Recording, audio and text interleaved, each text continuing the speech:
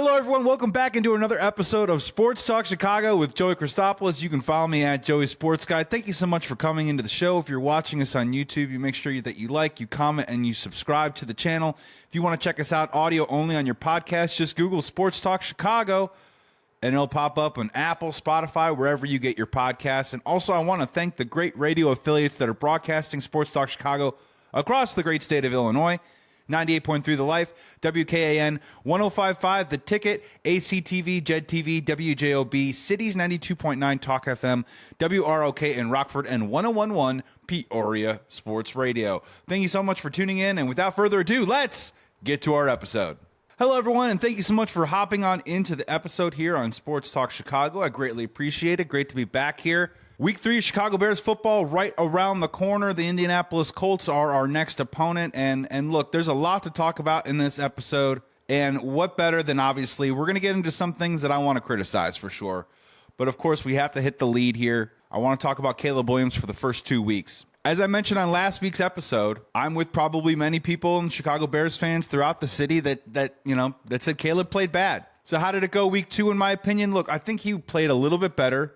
I did like what I saw from him early on. When I talked about last week about some of the keys to get the Chicago Bears off to a good start, I do think that first 15 script got him in a direction that was positive for Caleb Williams. He was able to get the ball out. I believe he completed 10 of his first 12 passes. It was looking better. Now, is he passing the ball 12 yards down the field right now? No, he's not. Still an issue. And as the game wore on, and as the Houston Texans began to grind on this offensive line, which, trust me, folks, we are going to spend a lot of time talking about the Chicago Bears offensive line in this first segment, you could just see it kind of erode for Caleb a little bit, confidence-wise, trust-wise. Now, to my untrained eye, trying to get better, when I do assess the tape, I thought Caleb in moments did a good job of diagnosing pre-snap, whether it was a blitz, whether it was where the Mike linebacker was going to come from. But I also saw some moments, too, as well, where there was some confusion, and it led to some missed assignments in the offensive line, and that's something Caleb needs to get better at. But, look, I want to just chalk that up to rookie stuff. There was a moment in the game where we had to delay a game out of a timeout. Can't happen, right? Can't happen, especially if you want to be a winning football team, especially if you were on the road battling with a playoff team. And guys like me said that they were going to get boat raced last week. They're actually hanging in this game. You get a delay game after the second timeout, call a timeout. You just can't have that happen. So that's stuff that you just need to clean up. But for Caleb Williams right now, I'm just trying to figure out if the offensive line can't get it better quickly, what is this going to do to possibly stunt his progress? I mean, we've been saying it in Chicago for years. The first 2 weeks of the season have looked very, very similar to many different Chicago Bears iterations that we've had in this city. And what does it always come down to? I said this on a previous show, but it sometimes feels like this is a bit of a Scooby-Doo situation where in Chicago, we always want to try and make it about the quarterback, but at the very end of the episode, we pull off the mask and it reveals that it's the offensive line. And there is definitely a little bit of that going on here right now. And you could say that Caleb should share some of the blame, but the rookie quarterback not helping out the offensive line. The offensive line is not helping out Caleb Williams right now. I will tell you that much. It's almost as if Caleb Williams is trying to cook breakfast while his house is on fire. He got absolutely pummeled in that game. And I'm going to put 80% of that on some of the protection issues that they have that are going to be ongoing. That even though we have an Indianapolis Colts opponent, which we'll get into, that can't stop the run, that has given up 200-plus rushing yards to each of their opponents in the first 2 weeks of the season. It's not a good unit. There's a great opportunity for the Chicago Bears to have a bounce-back offensive performance in Week 3. But this is all in-house right now. The problems for the Chicago Bears, the call is coming from inside the house. And to even attach it further, this is a part of The Ruining. The Chicago Bears horror film that we don't want Caleb Williams to watch, that we have subjected to Jay Cutler, Mitch Trubisky, and Justin Fields over the last 11 years. The Ruining. These are the ingredients that it takes. I think Caleb can obviously rebound from this. And I think what's fair is that we can say Caleb has played poorly for the first 2 weeks. Of course he has. He hasn't thrown a passing touchdown yet. He's got 2 interceptions, 0 touchdowns for his first 2 weeks. The next time he throws the ball into the end zone and someone catches it, he's going to be holding on that ball for the rest of his life. It's almost the end of September. But I think it's also very fair when we also talk about some of the accuracy issues that continue to plague Caleb for the first 2 weeks, is can we give him something that resembles a clean pocket? Not bodies flying left and right, not Coleman Shelton getting pushed over. Can we give him something that at least resembles a decent pocket? And then when he's inaccurate, we can assess it from there. And the most interesting part about this as a Bears fan is there's a part of this too as well that I think is adding to the frustration, and I want to talk about it for a second because look, as I've mentioned over the summer throughout the show, I cannot remember a more exciting, tantalizing, hopeful, optimistic offseason that the Chicago Bears have had in a very, very, very long time. Of course, after the great Civil War, the Justin Fields wars on Twitter of Justin versus different direction. Once we found peace on that, everything else this offseason has been pretty incredible. On Hard Knocks, Caleb zipping around the city. We got Roma Dunze. Oh, man, we're trading for Keenan Allen. Everything's looking great. Everything's feeling awesome. And I think a part of this, if you want to be really honest with yourself, Bears fans, and of course, your first reaction to my comment about this is all I care about the wins. So do I. But you are also a human being who takes time out of your week. You work hard all week long. And then when you do have time off, what do? You get in front with your friends and your family in front of a TV at a bar, wherever it is, and you watch the Chicago Bears for 3 hours every single week because you love to do it. Let's just be honest here. It hasn't been very fun. After an off season, with a number 1 pick in the draft, Caleb Williams, with a brand new receiver. We have 3 amazing receivers. The defense, it's going to take a step forward. This is a new era of Chicago Bears football. We're on Hard Knocks. On Hard Knocks, they're playing Ray Clay and Alan Parsons Project to Caleb Williams in slow motion. We get a couple great highlights in the preseason of him making some passes, and everything was riding up to this moment of this Chicago Bears team is going to be fun. And unfortunately, like some things in life, it hasn't been very fun. The balloon has been deflated a little bit. And that's okay. It's a bummer, sure. But I think we were all hoping that, look, through 2 weeks of the NFL season, there are not any highlight clips of Caleb Williams that we're passing around to our friends. There are no fun conversations after maybe a couple too many pops at the local brewery or pub about where this team can go. How far can Caleb fly? If anything, it's just triggering all these old, awful feelings that we've been trained to feel as Bears fans. The O-line stinks. We've heard this before. The offensive coordinator, it's a problem. We've heard this before. We think the quarterback is the guy, but all of a sudden now there's some people on social media saying, is he the guy? Calm down, everybody. Calm down. It's okay. These first 2 weeks haven't been fun. The NFL season is tough. Last week on the show, I gladly walked you through how I thought the Chicago Bears were going to lose to the Houston Texans 27-17. And what happens sometimes is that when you say, because you can't win every game in the NFL, just ask the New England Patriots of about 9-10 years ago, You can't win every game in the NFL, and sometimes when you have to sit through and witness one of those losses, man, it hurts. And that 19-13 loss to the Houston Texans was painful. We hung in the game, but let's be honest, did we ever really feel like we had a chance? Even when we had the ball, you need a touchdown, you kick an extra point, you go ahead 20-19, maybe you sneak one away. Did you honestly really think the Chicago Bears had a chance in that game? I personally didn't. And that's been a part of some of the agita and the frustration that I think Bears fans are having right now, is that I think we thought, or we're hoping, after such a great offseason, that this was going to be a party. That we were going to have ourselves a really good time. The ball was going to be flying in the air. Caleb was going to put together a couple highlights, and maybe you'd have a couple of wins to show for it.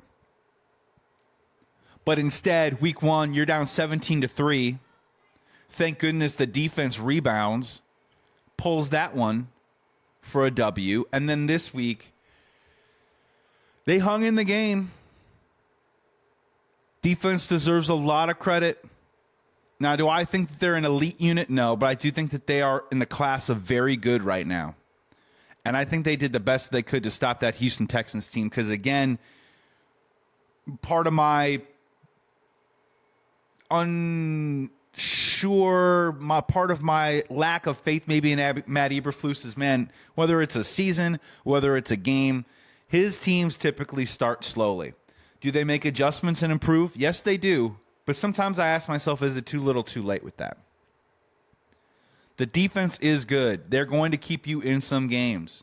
The offense needs to pick it up. Of course, we all know that. But I think, again, this is going to have to be an incremental process. And I'm really curious to see how they play against this Indianapolis Colts team.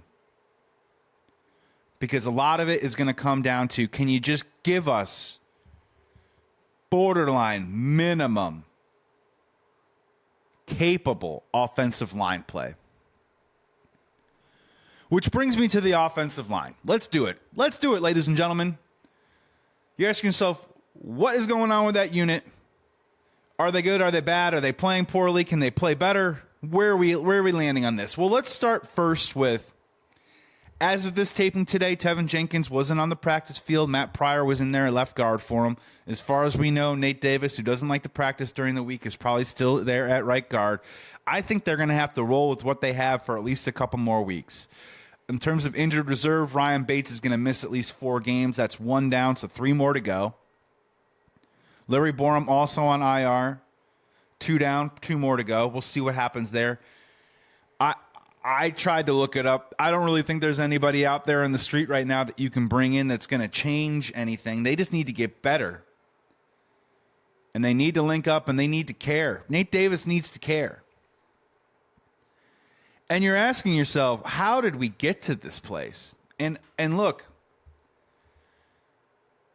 I like Ryan Poles as a general manager. I do not. You will never, if you follow me at Joey Sports Guy or wherever else on social media, you will not see me posting King Poles memes. I think that that's overboard. We haven't won anything. We haven't done anything.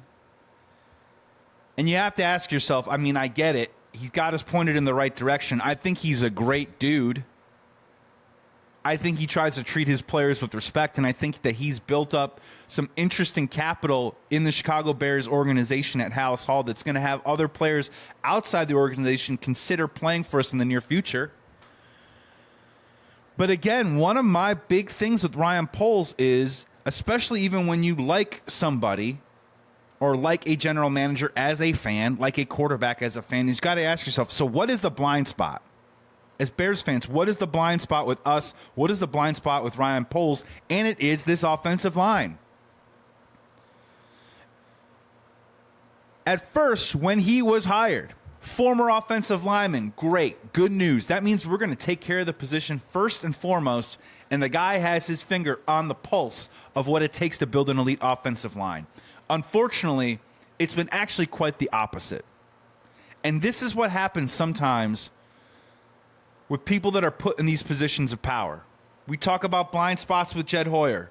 Let's talk about blind spots with Ryan Poles. Some guys can outsmart themselves. I have categorized it as arrogance in the past. But this is basically the blind spot for Ryan Poles is the offensive line. And the easiest way to think about it is you get what you pay for at this point. I've got some numbers here for you. I've pulled them up.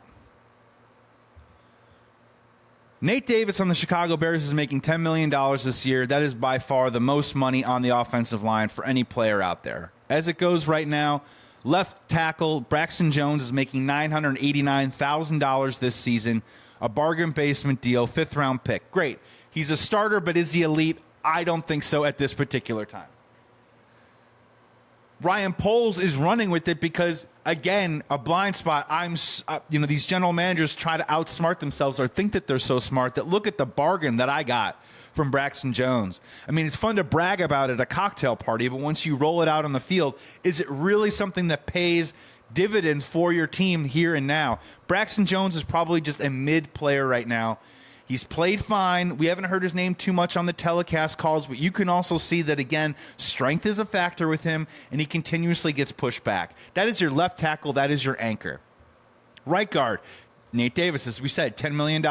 Center, Coleman Shelton, being paid $3 million on a one-year deal, free agent signing.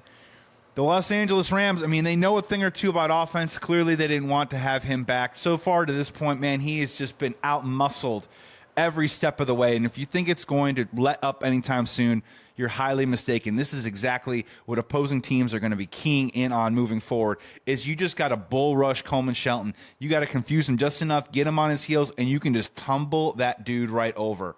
And look, the center position, not only is he snapping the ball to the quarterback, but that's the first thing that gets in the quarterback's face is a center. If he gets pushed back, it's been happening way too often.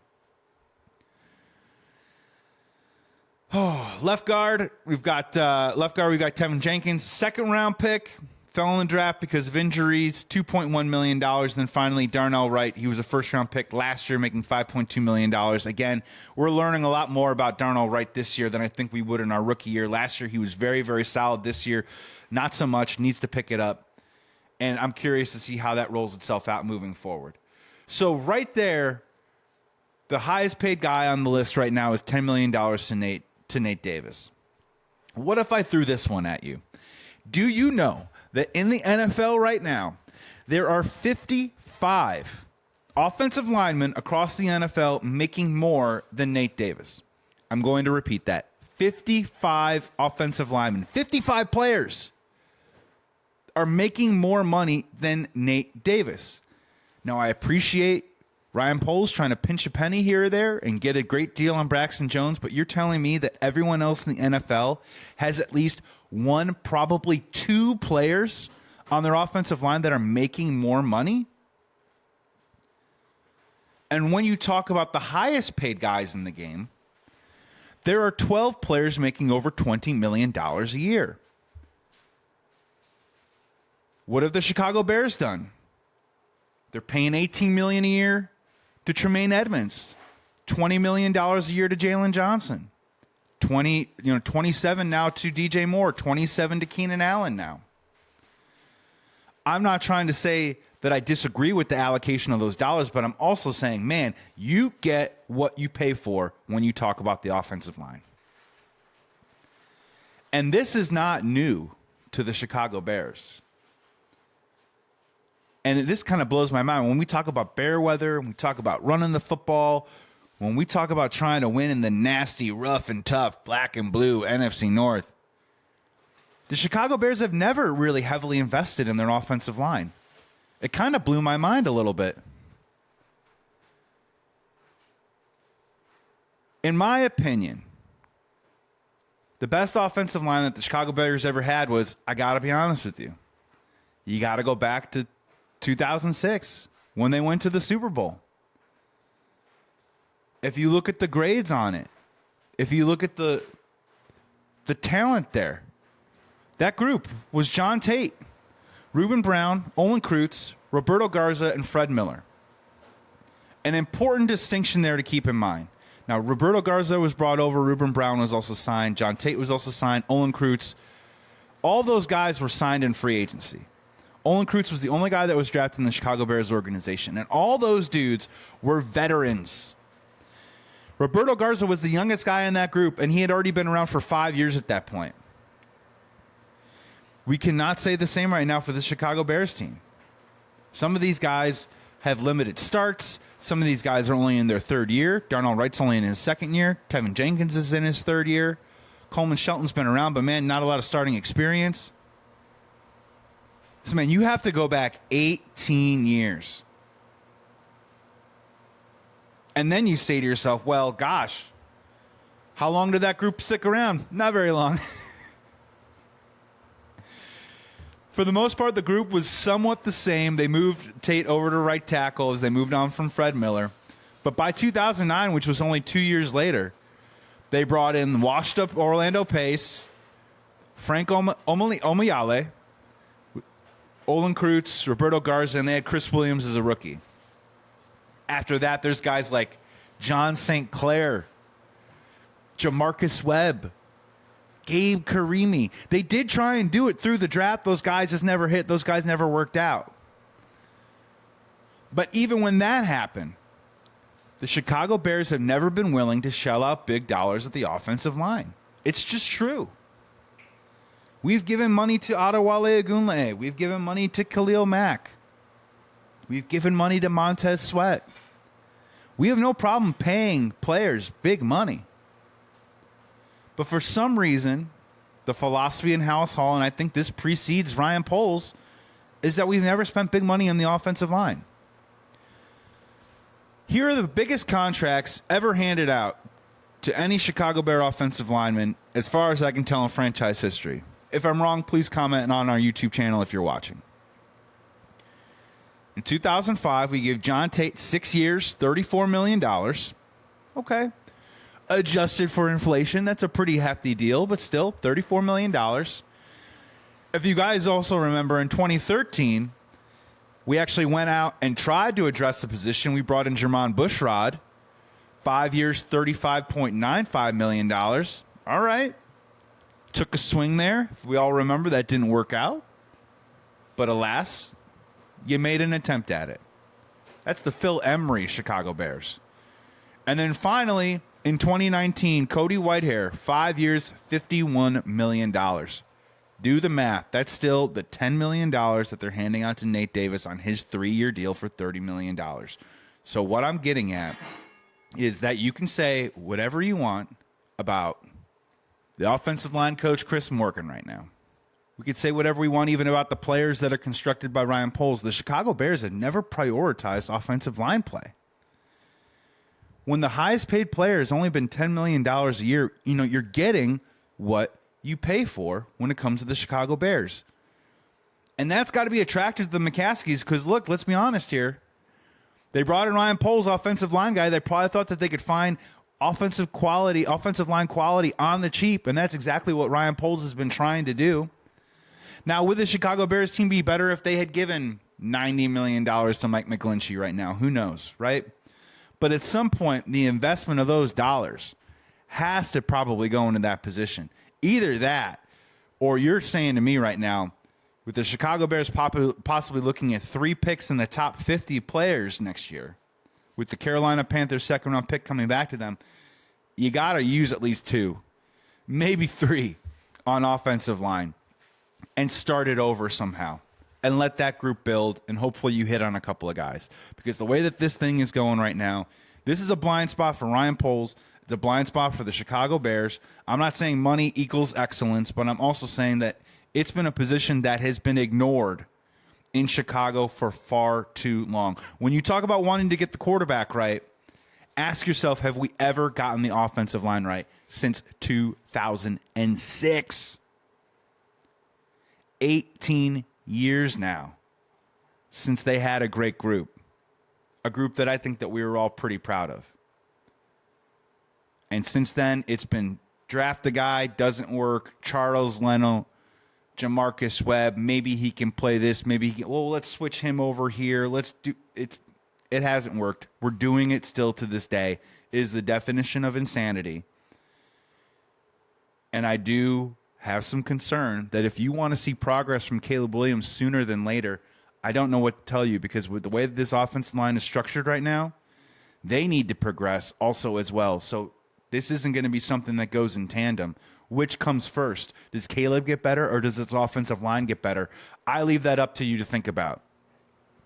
But unfortunately, that means that the first 2 weeks haven't been very fun. It means that Caleb Williams hasn't been very accurate. And again, and again, and again, the Chicago Bears have an offensive line that is not up to snuff. And sometimes you just have to ask yourself, maybe it's because they don't prioritize or make that a huge investment in their organization.